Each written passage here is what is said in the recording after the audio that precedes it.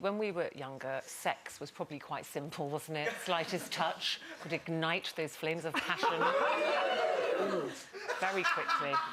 But for some of us, those flames aren't quite as easy to ignite the older you get. People nodding, oh yes.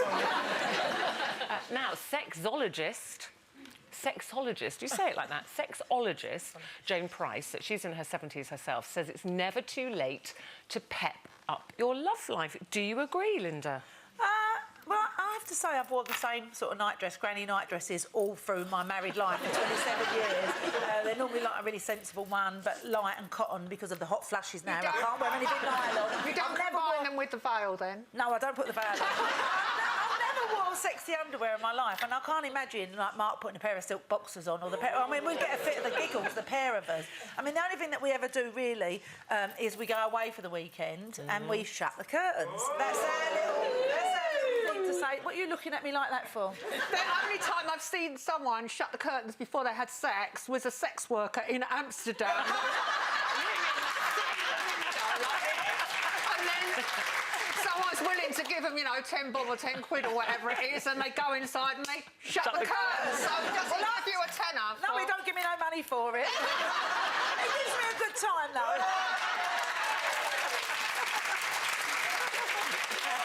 Well, you're younger than us, Martine, so hopefully yours doesn't need pepping up that much, does it? Do you know what? Sometimes it does, because at the end of the day, you know, I'm working, Jack's working, we've got a 21-month-old baby, and life is stressful. You know, just trying to keep up with things can be stressful, and the last thing you're going to do is get all smoochy-smooch.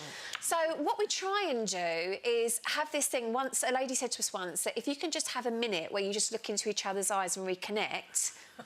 yeah, go on, Janet. Look in each other's eyes. Look, if I looked in my bloke's eyes for a minute, I'd be looking at him and thinking, you've got a bit of a spot there.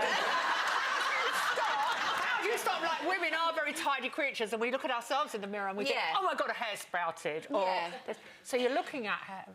You're looking at your husband. How do you stop worrying? You go through all these different things where you get the giggles, and then you go a bit boss-eyed, and you're looking at his nose, and he's looking at, I don't know, hair on your chin or whatever it may be. And you go past it. And then you go past it, and then you kind of just, you do reconnect and you smile, and you just get this little kind of flame inside reignite again. And then maybe, if you're lucky, one thing leads to another, and you know, reignited. Yes. All this talk of flames sounds more like a pilot light and a gas stove.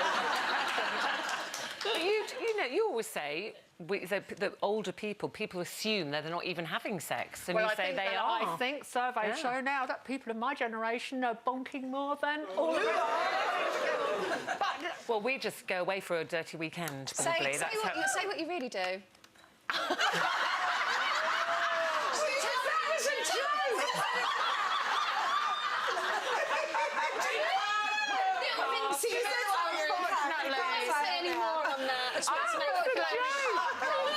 What Ruth does. It wasn't true, it was a joke.